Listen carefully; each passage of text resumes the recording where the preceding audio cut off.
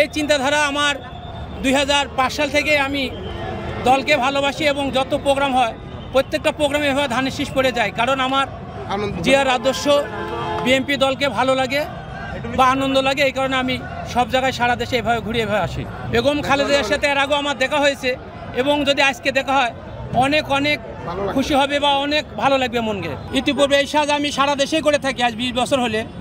এই সাজগোজের জন্য আমি জেল খাটছি, মায়ের খাইছি এবং আমার দোকানপাট ভাঙচুর করা হয়েছে এবং প্রিয় নেত্রীকে দেশে চিকিৎসার জন্য দেশের বাইরে যাইতে দেয়নি, কারণ আমার নেত্রী বলেছে যে আমার দেশের বাইরে কোনো ঠিকানা নাই, দেশে বাড়ি দেশে ঘর।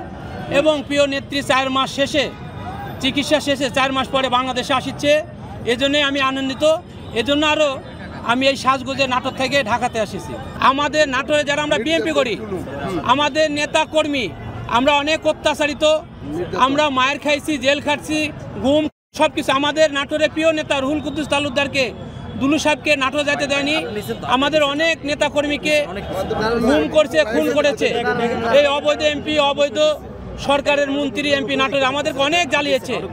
যে ক্ষেত্রে সারা বাংলাদেশ ছিল একরকম, নাটোর হলো আরেক রকম। আমার নামে ইতিপূর্বে 8-10টা মামলা ছিল, বর্তমান সব মিথ্যা মামলা ছিল।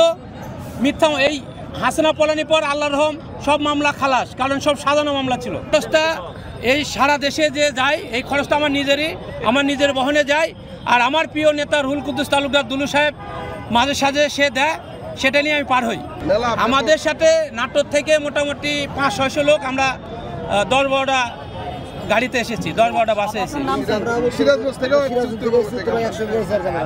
আমরা আমাদের প্রিয় নেত্রীকে এক নজর দেখার জন্য এবং আমাদের প্রিয় নেত্রীকে ভালোবাসি এবং দেশ নায়ক আগামী দিনের রাষ্ট্রনায়ক ভবিষ্যৎ তারেক রহমানের স্ত্রী সহ বাংলাদেশে আসছে, সেই ক্ষেত্রে আমাদের এই ঢাকাতে এই সাজগোজ করে আসা। আমরা জিয়ার আদর্শের সৈনিক, আমরা জিয়ার আদর্শকে ভালোবাসি, কারণ আওয়ামী লীগ তো কোনো দলই না। আওয়ামী লীগ হলো খুন, মিথ্যা মামলা, নাস্তিক। ওরা দেশের ষড়যন্ত্র করছে, ওরা দেশের বিরুদ্ধে সব কাজ করছে। আর ওরা ইসলামের শত্রু, এই জাতির শত্রু, দেশের শত্রু, বিএনপির শত্রু। আমার নেত্রীর মতন, আমাদের নেত্রীর মতন